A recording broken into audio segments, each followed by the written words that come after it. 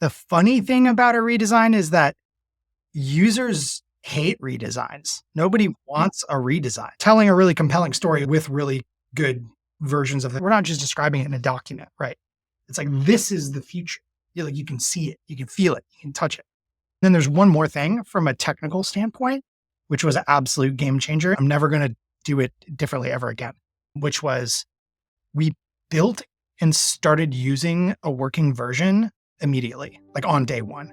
Hey everyone, in this episode of Ren Talks Design, I chat with Will Newton, a principal product designer at Amplitude. We chatted about the behind-the-scenes stories of their latest major redesign, Amplitude Made Easy. We dive into the bold steps Amplitude took to drastically enhance their user experience, the strategies, the challenges, and the valuable lessons they learned along the way. I hope you enjoy. Hi, Will. Welcome to the show. Thank you so much for having me. You are currently the principal product designer at Amplitude, focused on analytics, which is, I would argue, the most important designer role in the company. There's a few principal designers, but it's definitely a lot of fun and some gnarly problems. And yeah, it's been a blast. So how have you found your way into product design, and how did you end up where you are? So I've always been really into technology and games and art and stuff. Like when I was a teenager, I did graffiti and things like that. I had notebooks and markers and all that. So I went to art school at the University of Florida, studied graphic design there, but was always really into technology. And when I realized, I almost went into advertising. Like that's what you do with a graphic design degree. You make posters, Super Bowl ads, right? And then at some point I'm like, oh, wait, I can build websites. I can build apps. I can make anything on the internet. Once that kind of clicks, like, oh, a screen is an infinite pixel manipulation canvas. The internet is an infinite canvas. I got into startups and then I was hooked. Moved back to California, to San Francisco to work at a music startup called Crossfader, RIP. We made this really fun product that was DJ, like on your iPhone. So you move the phone and it would mix seamlessly between songs. That was a blast. Failed as a business, but made a very fun thing. Learned that the music industry is hard, and went to a company called Gusto, which is payroll software, HR software for small business. That was a really amazing experience because I learned how a real business is supposed to work. So like, how do you actually scale a business where there's like profit and loss and there's like large amounts of money moving around and there's compliance and all these different things, where when I was just kind of playing startup with my friends, I didn't think about that stuff. And so Gusto was a real business, fantastic people there. After about 4 years, I was kind of ready for the next thing. I wasn't senior enough to be like the leader that they needed, but I was not junior enough to be told what to do. So I was kind of misbehaving. And so that's when I found Amplitude. Amplitude was a little bit smaller than the size of Gusto when I joined Gusto. So it was right that sweet spot where it's like a few hundred people to 200 people, just starting to really rapidly expand. It's been coming up on, I guess it's been 4.5 years. So coming up on 5 years at Amplitude. I don't see myself going anywhere. There's no shortage of challenges and things to work on. It's a lot of fun. But I really feel like learning about how to use data as a tool as a designer, I think that's been such a huge unlock for me. And that's why I'm kind of passionate about what we do here, is that we basically get to bring that to more people. Yeah, I love it. So I think Amplitude kind of spoiled me in a way with the abundance of data and the easy access to data and customers. And now I clearly I don't have data, and I have like 2 customers I can talk to. So nothing is static, like far from it, right? Mm-hmm. And I almost have to teach myself how to design again without data and evidence. Yeah. And then I'm going back to learn how to design user intuition. How do you trust your intuition? Yeah. I don't. Yeah. Yeah. So it's so good to hear your journey. It's such a wonderful story. And I understand today is a big day for you and for Team Amplitude. That's right. So tell us more about today. So Amplitude Made Easy is the name of the release. Basically, it's a culmination of small improvements, big feature releases, and a navigation overhaul, as well as a visual lift. We've made big updates to our documentation. We've made it much easier to get your data into Amplitude. So we have one line of code, one single SDK that has session replay, auto capture, experiment features, all of this just wrapped up in one snippet that you can just add your product in, between minutes and an hour, depending on how long it takes that to happen. But you just put that one snippet in and then it powers a ton of stuff. You get all of this out of the box analytics. So covering all your basic use cases for product analytics, web analytics, as well as the revamped AI features. Ask Amplitude are now in there. Visual labeling, so you can actually pull up your product and then tag events rather than just relying on the auto captured data. It's been a long time coming, almost like the beginning of this was really years ago. And we knew that getting from the point when someone signs up for Amplitude, like Amplitude is a product analytics tool. So someone signs up for Amplitude and the first thing they have to do is get their data in order to do anything. And that drop off was so huge. It was like that. And it's always been the biggest drop off. No matter how much money you pour on ads or whatever, spend at conferences, is the rubber meets the road when it's like, how do you actually get your data in? And so making that experience the minimal amount of work possible was one of the core things in this release. So there's that. And then a bunch of other magic that gets powered by that easy experience, setup experience. And so that's what we're calling Amplitude Made Easy. And it is available now. It was done a month ago. And the past month has been kind of slowly rolling out and looking at the data and making adjustments and, fixing the icons and like making sure that everything is really good and solid. And, there's always hiccups with big launches, but it's been a blast getting to do it like this rather than all of the previous version of Amplitude in years past. You would just launch stuff all the time. Like every quarter, things launching all over the place. And so this was really the first time since I've been here that we took a more holistic approach to like a platform upgrade release. And so we held things back and we made sure everything was integrated. And now it's available. And we have this super sick launch video. We have all these blogs and all these cool things. So excited to dig into that. That sounds so exciting. It seems like it's a complete redesign, re-architect, and more, all in one. So how did this project conceptualize for you? And it sounds like a very big cross-company, cross-functional project. How did you justify? And then how did you get buy-in from all your cross-functional stakeholders?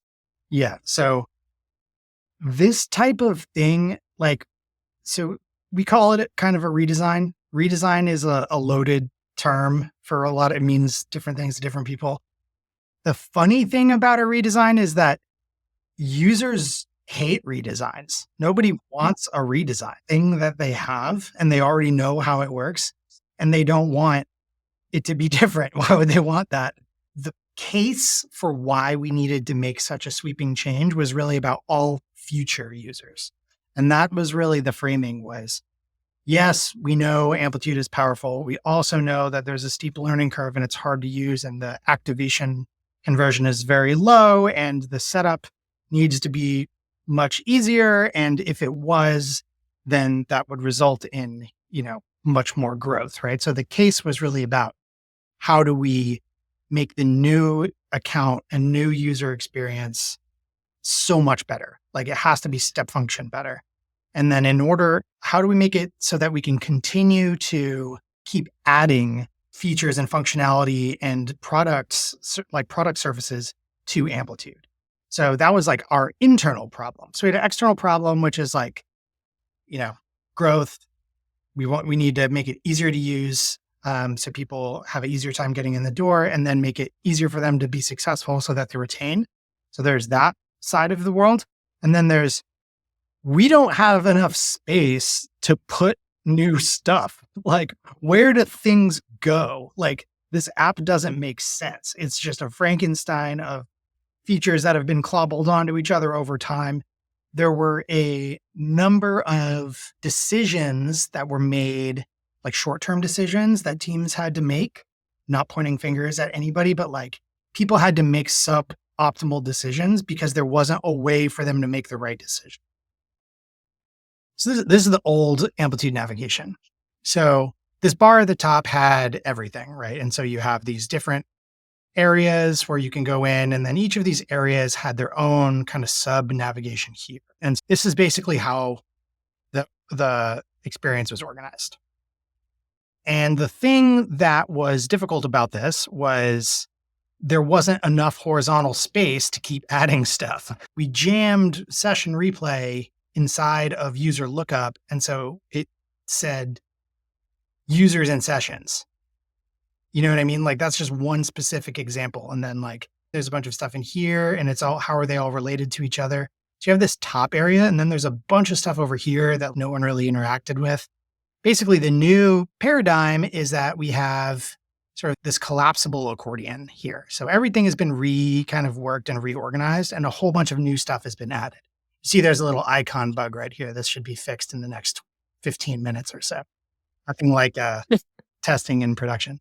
But you see how like here there's product analytics. This is a bunch of out of the box stuff so that users can get answers to basic questions right away and set up things like how are all my features performing against each other and who's using them and how often. So things that were previously difficult and required a bunch of setup, you just get out of the box, as well as elevating stuff like session replay and experimentation to let people explore this in a more natural way, rather than kind of expecting them to like click around and explore this sort of awkward double navigation situation. The core hypothesis was if we stop trying to reinvent interaction paradigms and we just kind of follow the expected sort of agreed upon way that SaaS products should look and be organized, and then map the words and the groupings to the mental model and the workflows that people actually do, like then people will be able to figure out Amplitude on their own. People will be able to understand what does this product do just by looking at it and not need someone to explain it to them. If we provide a bunch of out of the box stuff so that you don't have to create by default, people are going to be successful. And so really that's what it was all about, was how do we take all of these problems and have one big answer that solves many different problems holistically, rather than trying to one at a time whack these different specific issues. So what was your success metrics and KPIs for this project? Yeah, so that's a very good question. And it's one that I get asked often. Right. So I actually put together a little section on this. And I actually have a cool resource to share with your audience as well in the notes after. So let me just pull this screen share up here. This is my Rand Talks Design little Figma area. This was really critical for us to understand and for people on the team to understand. That every business exists to make money, right? We're trying, like, this is ultimately what we're trying to do. And so then how do we do this? How do we continue to boost our revenue while maintaining or reducing costs? How do you get here? So there's two main levers. So you can have more, right? More users, more accounts, and then keep the existing ones, right? Those are the two ways. It's not more complicated than that. You can add more water to the bucket, or you could make the bucket so it doesn't leak. And so these are the two high level levers. And so when you think about the kind of customer journey, how this breaks down, there's new accounts, they come in, they have to set up their data, set up their instance and figure out insights from their product. They have an aha moment. Then they kind of keep using the product and they keep adding dashboards as they change their product. And, maybe they use alerts and they keep doing things and getting more value. And then that leads to recurring engagement. So they keep coming back over and over because they're getting value. They're reviewing their dashboards every Monday as a team, making charts to go explore things when they see something weird or unexpected. They're watching session replays as a group of people to understand what are people doing and coming up with ideas and then measuring those ideas. That's where we want people to get to. And then what we've seen is that the people who use more stuff, so if you're using session replay and experiment, those people are way, way, way stickier. They're like 100% retained. They're not going anywhere. Like we're fully into their stack. They use us all the time. They love it. And so it's like really getting people there, but starting from nothing, right? And how do you bounce people along this path of success? And so when you ask, like, what were you using to measure? Well, each of these things has their own measurements, right? So, like, on the growth side, there's how many new signups are we getting, like the most top of funnel type of thing. But then whether or not the new data setup is successful is like, okay, well, what's the conversion rate of how many people are actually sending us data? How many people are on the latest version of the SDK? How many of those people are also using session replay? That's where you get to this stuff. So the activation rate. And it's like, once they get their data in, are they finding value? Do they come back? Are they using the out of the box stuff? Or are they setting up their own custom dashboards and charts? So one of the big changes we made was the default used to be creating all of your own stuff. So you would need to create a chart or create a dashboard and build it and pick the events and properties in order to get results. And so that was a tall order for many folks, especially folks who are less familiar with analytics. And so one of the things we did was build in a ton of default use case stuff. So we have a ton of templates that are provided, as well as just giving you the top metrics that you're most likely to expect when you're trying to analyze the basics about your product. So do those things make you come back more often? Does that lead to people ultimately kind of laddering up and then building their own stuff because they have that initial thing to snack on?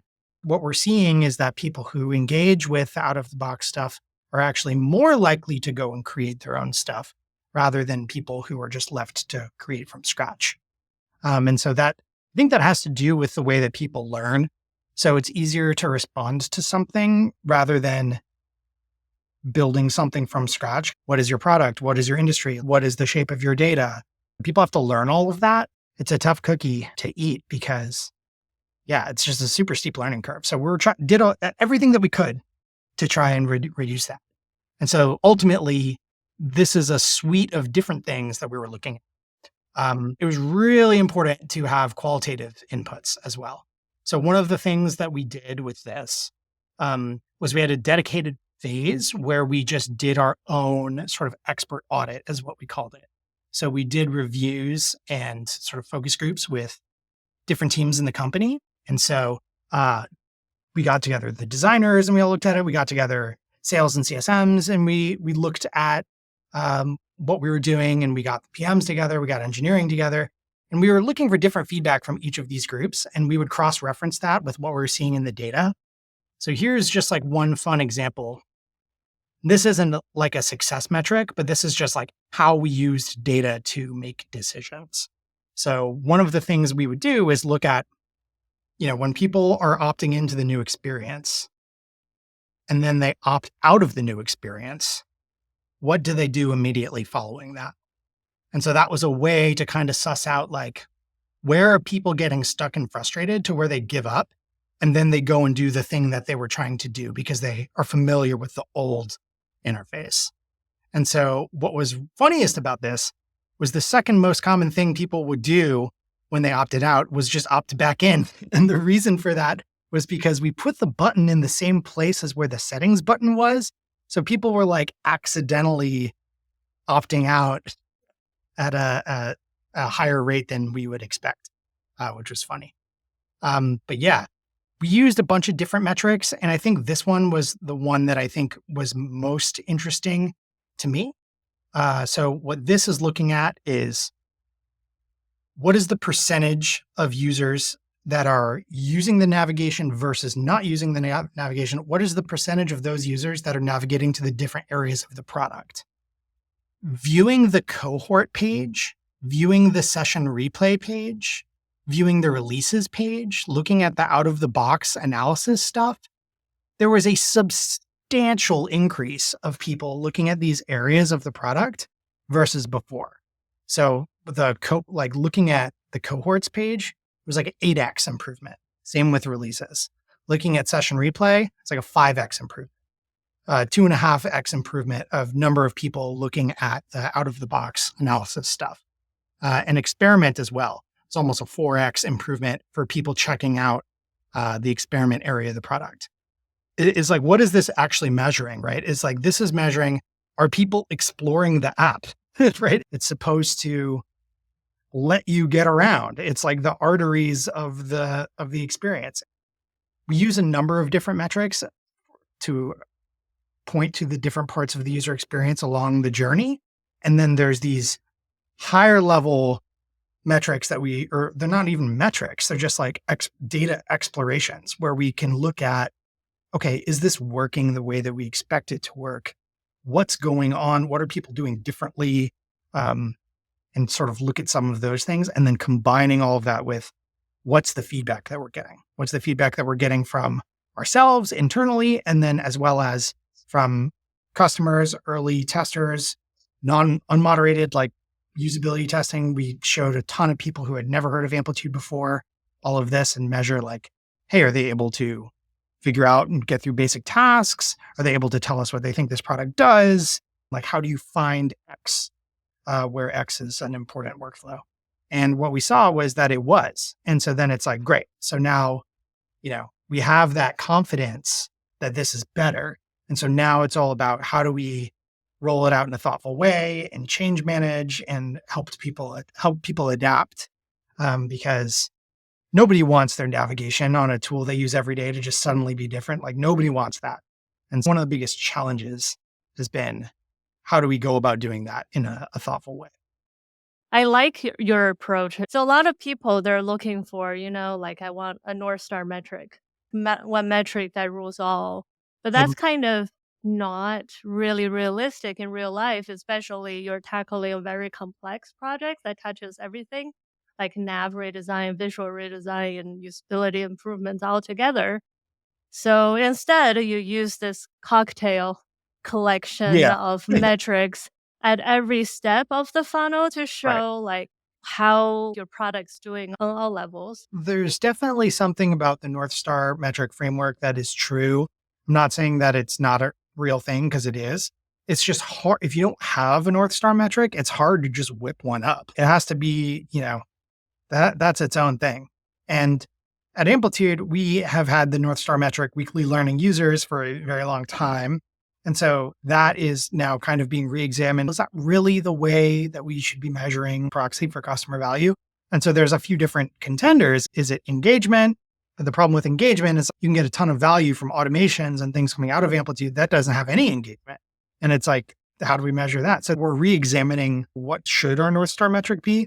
And because we don't have that one metric, we kind of have to do from first principles, how do you break down what we should be tracking, which is where it's like starting from the company goal, which is revenue, and then break that down into its components, break that down into the customer journey, think about how to measure each chunk of that, and then just keep a bird's eye view of the whole thing. North Star, like revenue, they're very lagging. You have to do everything right. So chances are, even though you have one, you have to break it down to little chunks and then optimize in each one. I also really love to hear that you actually have a wealth of qualitative feedback funnel into your evaluation. Like Absolutely. you had an internal audit. I like the list. Like you reach out to customer success on task completion, reach out to designers for UX heuristics. And it sounds like you also have benchmark tests. From what the charts that you shared earlier, it seems like you're already seeing some early success. If your Yeah. assumption is user who use more product and features retain better, and it seems like the blue and red chart, blue being the new nav, and you Yes. clearly see significant improvement in people exploring different areas. Exactly why the cocktail of metrics is so important, because it's like the navigation as a project really kind of only gets them to the door. And then it's like, well, once they're in this new product surface, what's the activation rate from there forward, right? And that's why it's so important that all of these things link together.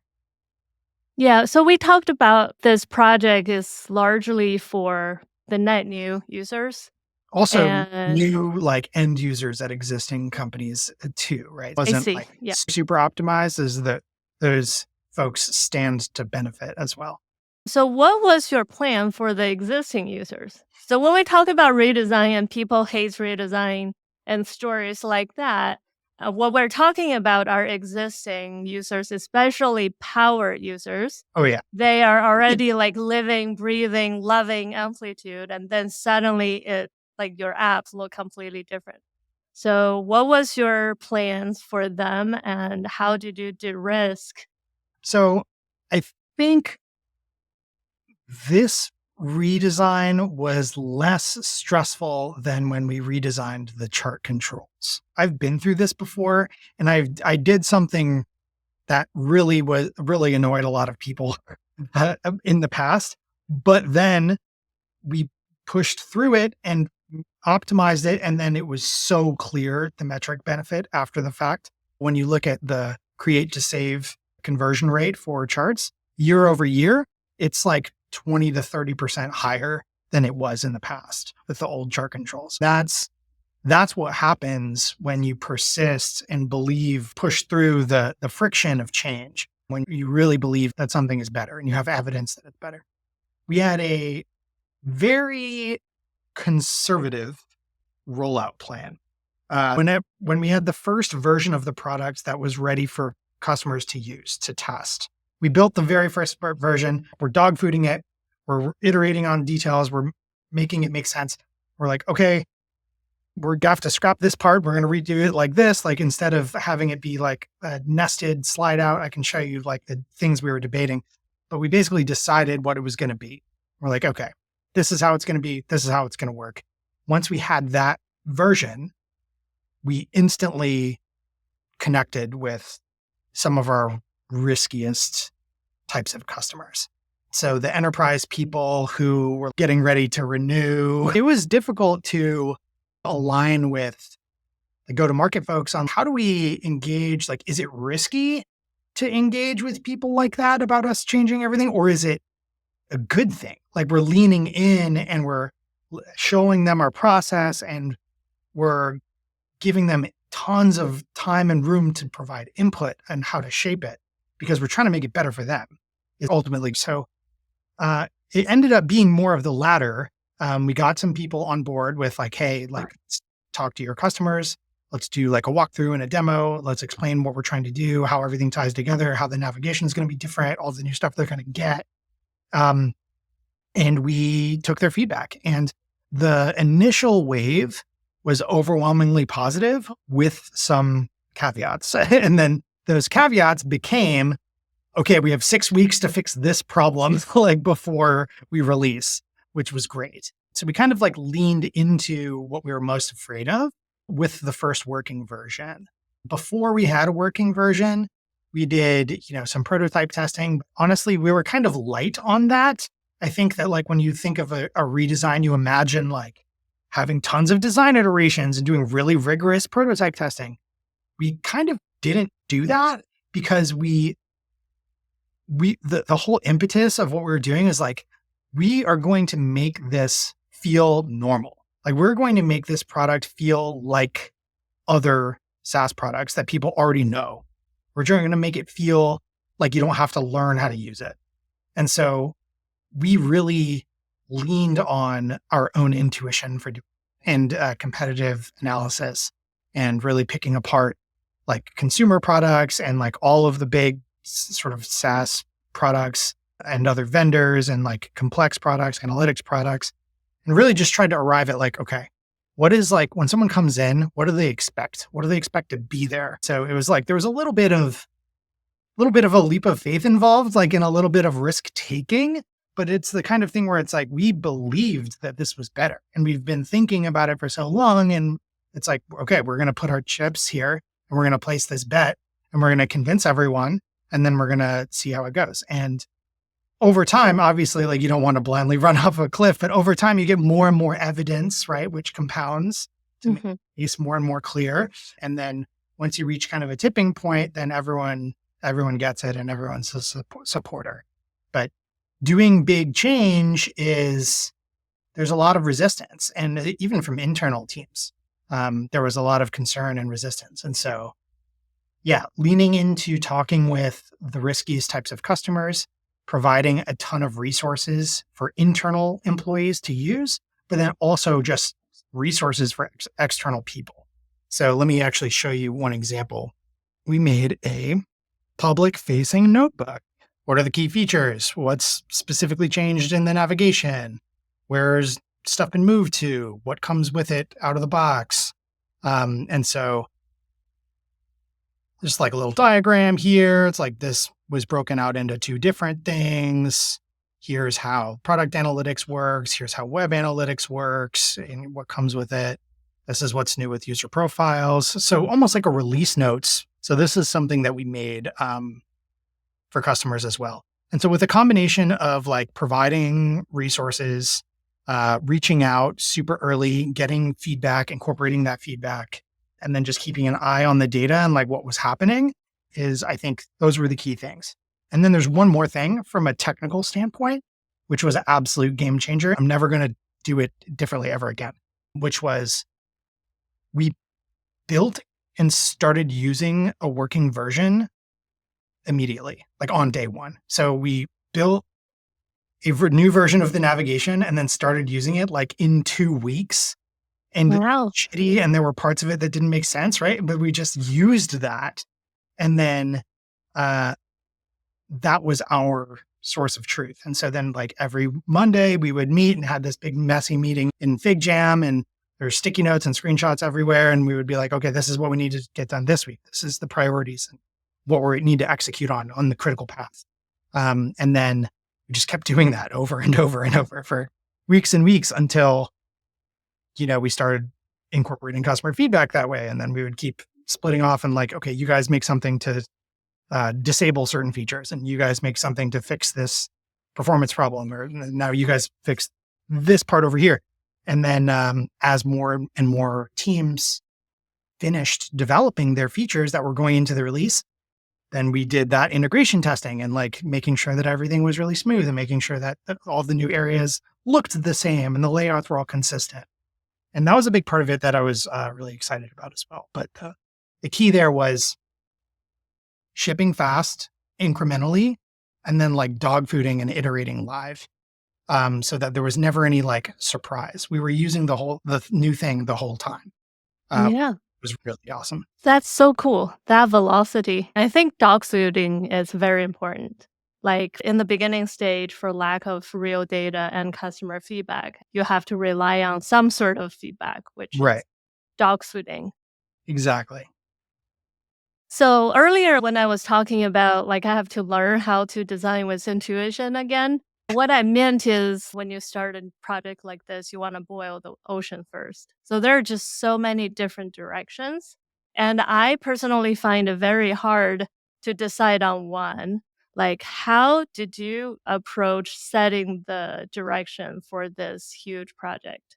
Yeah. So there's a couple things in there. I think the first one about how do you choose a direction, that's hard because there were, it's not like we're just like, hey, let's do, make the nav look like Reddit, like go. Like that's not what we did.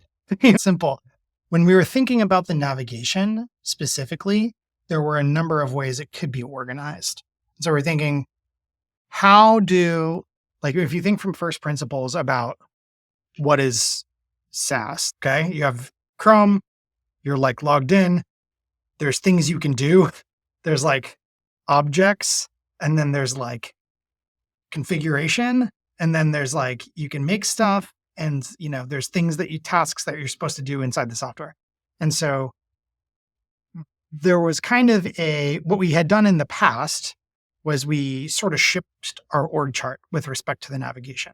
So different teams owned different areas and like different parts of the product. You know what I'm talking about. Different parts What can go wrong? would be different from each other, right? And some things would work together, but it was thought of as like a feature of the thing.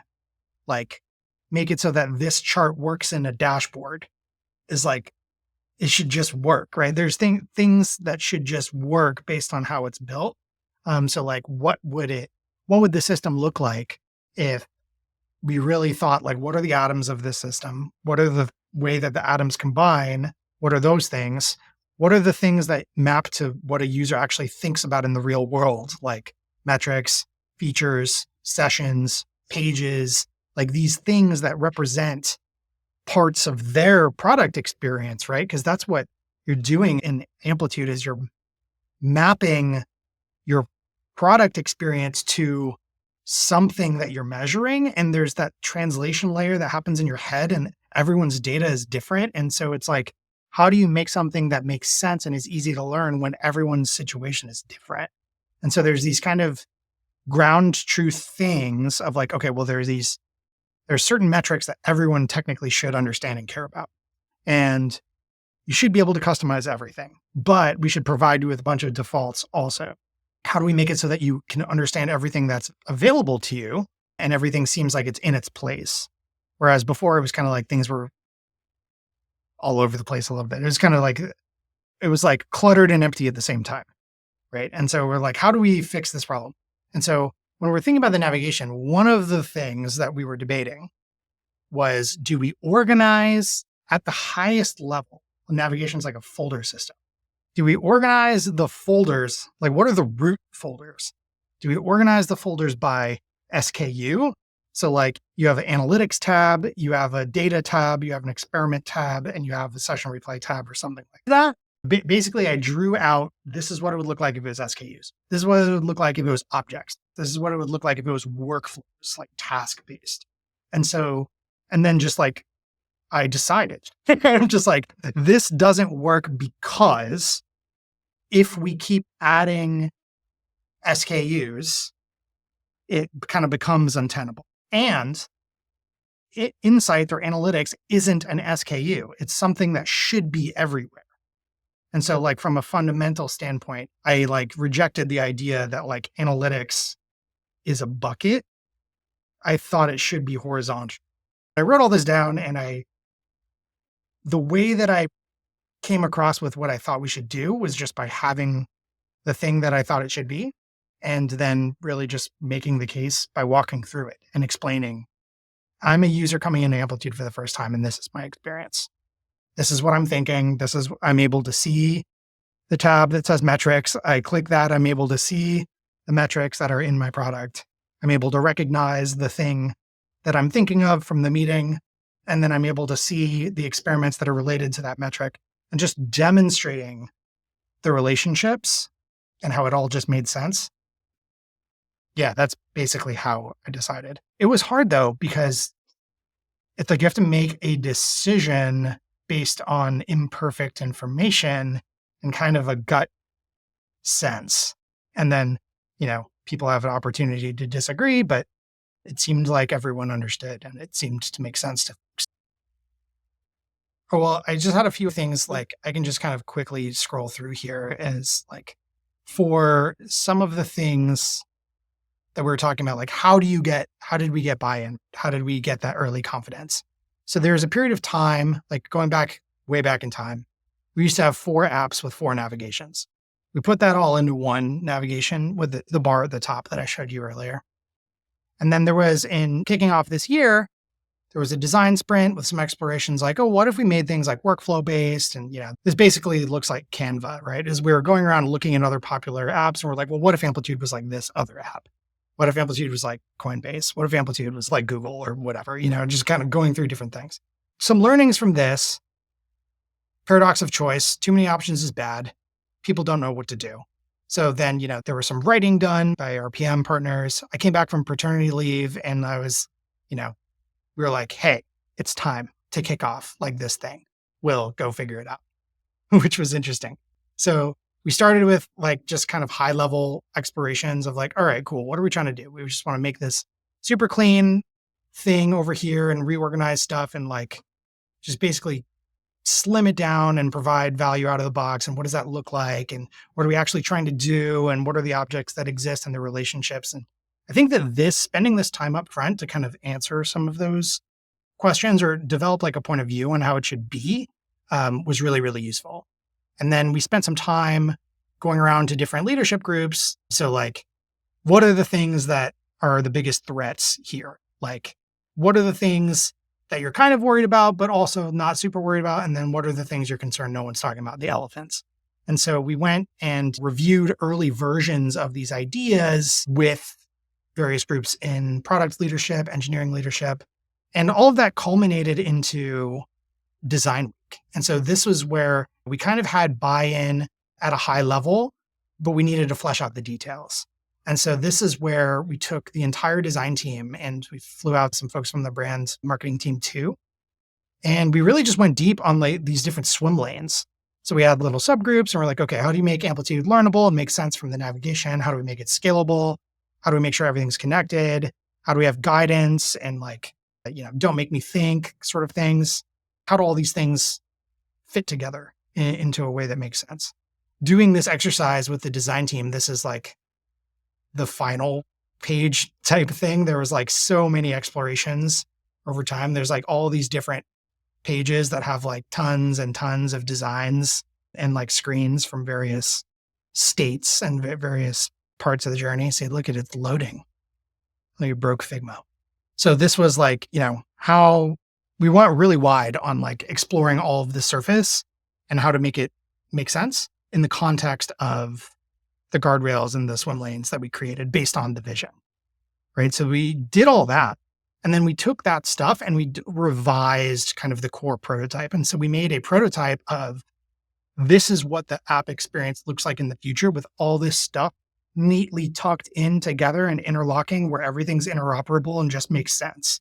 And then we used this sort of like prototype vision to get buy-in at the exec level, at the team level. We roadshowed this prototype to different teams and helped explain to them how what they're working on ladders into this and how this is where we want to be in the future. And then there was a point in time where, all systems were go. We were greenlit by the CEO and the CPO, like Spencer and Francois. They decided, okay, we're doing this. What can we get done by August 5th? So we called this sort of vision roadshow of like, this is everything that we want and how it all works together. That's the whole turkey. And then this is where we carved the turkey. And we're like, okay, how do we actually have something that makes sense? What can we cut while still having it be valuable and achieving our goals? And so that was a really interesting exercise. At this point is when we really shifted into a different mode, where before we were trying to paint a picture of the future and get people excited about over there. And then it was like, okay, how do we actually get from where we are right now to something that we can ship and release? And so I think this was kind of a framework that I thought was interesting. Like, I think the term used by Spencer was like MVP navigation. What's an MVP navigation? Like, what does that mean? Navigation just has to work. There's no such thing as an MVP. And so this was how we did it. We basically trigger pulled. Engineering went and built the structure. We started doing detailed design and interaction design explorations of like, okay, should it work like this? Should they expand like this? How do we nest things? And then we started doing research with tree testing and card sorting to validate the IA that we were thinking. And so then we just all did that separately, came together and then had the first version to test. And then we started dogfooding that and then testing internally, bringing in new features, then started testing with customers and then started integrating their feedback and then really optimizing. And it all came together really in the past month. So it's been a hell of a road, I Yeah. think, but a lot of fun. And the buy-in part, yeah, I'm actually going to dig a lot deeper on that in a couple of weeks at an event. But the keys there were having a really strong point of view about the future state and why, and how it relates to the business problems of today. So like in a year from now, if we do things differently, these are going to be solved problems. And this is then telling a really compelling story with really good versions of it. We're not just describing it in a document, right? It's like, this is the future. You can see it, you can feel it, you can touch it. That was really motivating for people. And then taking the time to do the iterations on the storytelling. So going around, getting early feedback from leadership, getting early feedback from marketing, getting early feedback from customer success people, and just having all those feedback loops and constantly refining the messaging, refining the pitch.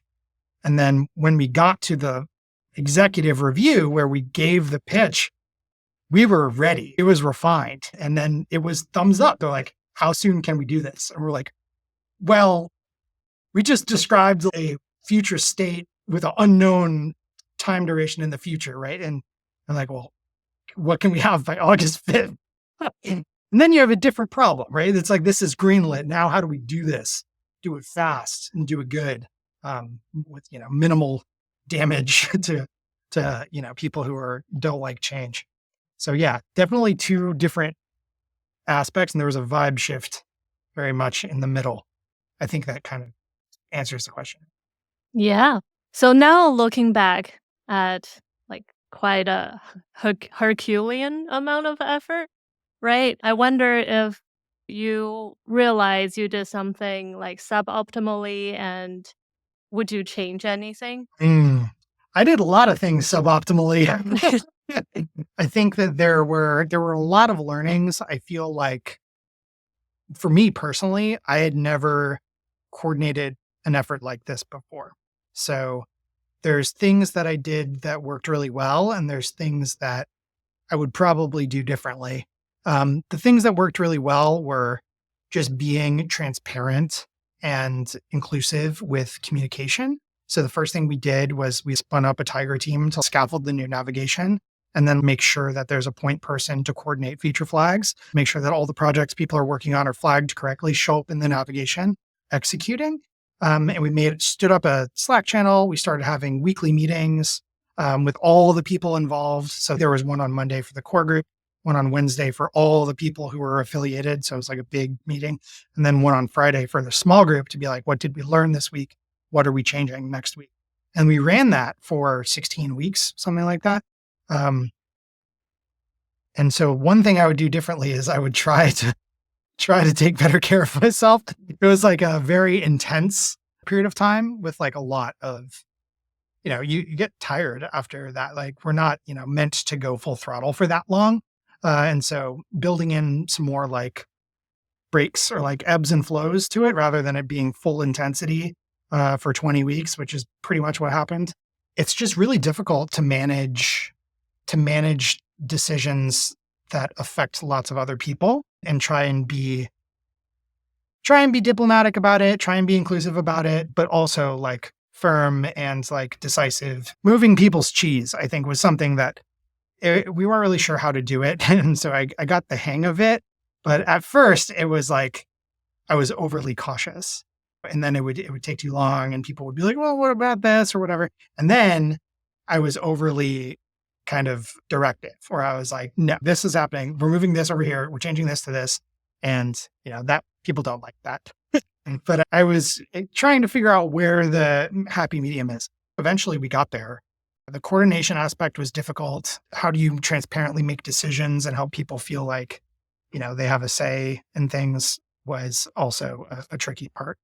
But yeah, overcoming that was just making sure that we're really clear about why we're doing things, making sure that there's space to explore ideas, making sure to communicate and let people know what's happening, bringing in everybody early so that there's no surprises for people.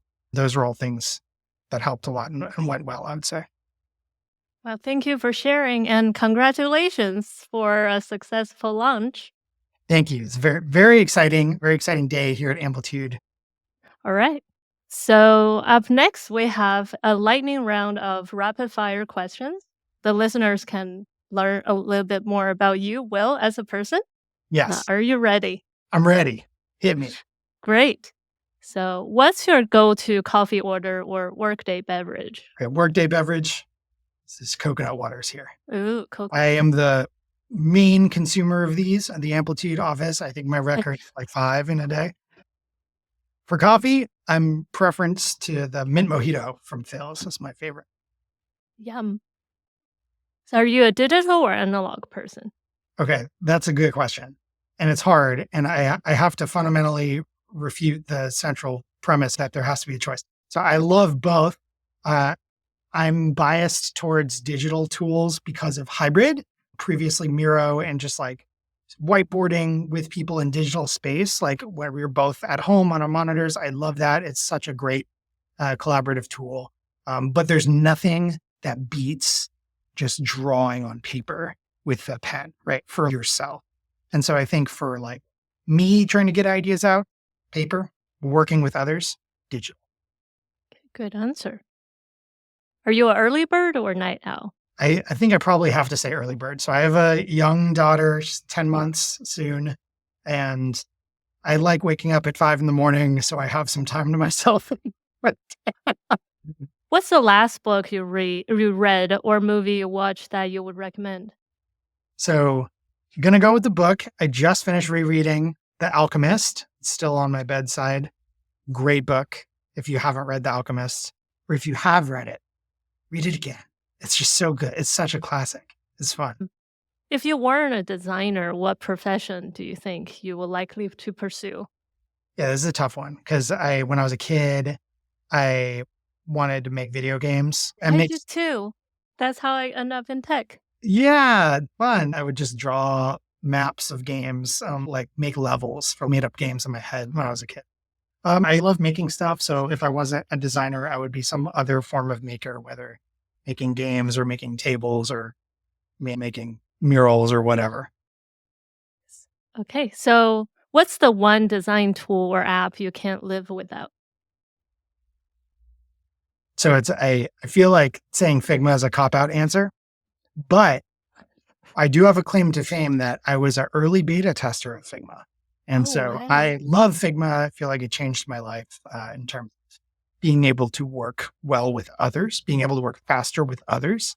And I think that that's been really, really helpful for me. I can't imagine doing design in this day and age without Figma. All right, thank you again, Will, for sharing your knowledge with us today and your time. Now go take some rest. Totally. Yeah, I'm looking forward to chilling out. If listeners want to check out Amplitude, please go ahead and do that. It's never been easier to get started with analytics than it is right now. If you don't care about analytics, you can still support me and engage with my apps. So, hobby of mine has been working on little apps on the side. I've got an iPhone app called Early Day. It is a morning routine tracker. And then Wow. I have a Chrome extension that helps keep track of your long-term goals and shows you the progress throughout the year. That's Huge Calendar is what that's called. So you can drop those links into the notes or whatever. So, what's the best way for us to stay in touch? The one would be probably at Twitter, x.com is what they call it. That's where I occasionally tweet stuff about design and engage with AI news and things like that. But if you want to talk design, reach out. You can also find me on LinkedIn, but that's boring. So reach out on Twitter or X, formerly known as Twitter.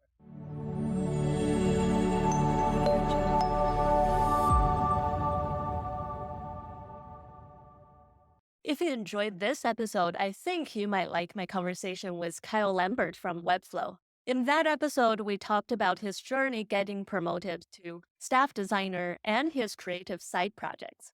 I'll see you in that episode.